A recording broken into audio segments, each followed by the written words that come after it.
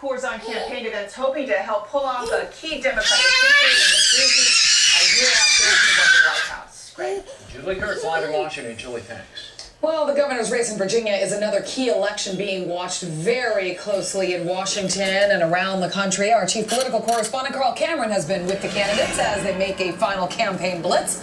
All right, Carl, so the state that helped put President Obama in office seems ready to go Republican this time. What's up with that?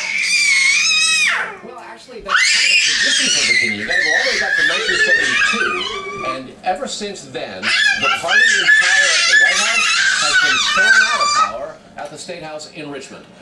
So that's not good news for the Democrats. They've had the State House in Richmond for the last 8 years, and Creed Deeds, the Democratic candidate to win the governorship on Tuesday, has been carried for the last couple of months by more than double digits. It's been a very, very tough race for him. The drama of New York, the drama of New Jersey seems somewhat lacking in Virginia, as though Democrats are resigned to the possibility of a defeat. Deeds is out campaigning today with the governor of the state, Tim Kaine, a Democrat, former, and also the chairman of the National Party, as well as Bobby Scott, a congressman from Colorado region. There just isn't the kind of enthusiasm that you would expect the need for a winner. That seems to be gravitating around John McDonnell, the Republican former attorney general, who's been leading in the polls and pushing very hard with a smaller government, lower spending, lower tax agenda, and accusing Creed Deeds of being little more than a reflection of an aggressive and liberal agenda out of Washington, namely by trying to tie him to President Obama. So, Carl, how much of a message will this be to the White House if both Virginia and New Jersey put in Republican governors?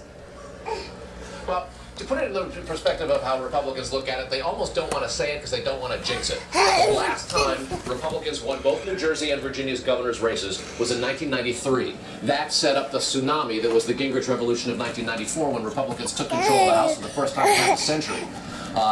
This doesn't have quite that feel, but it would be a huge repudiation of the Obama and Democrats.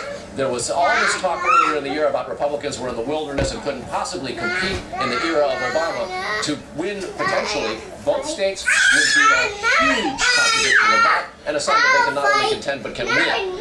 And when you factor in what seems very apparent up in upstate New York in the 23rd District, where conservatives have pushed away a moderate Republican,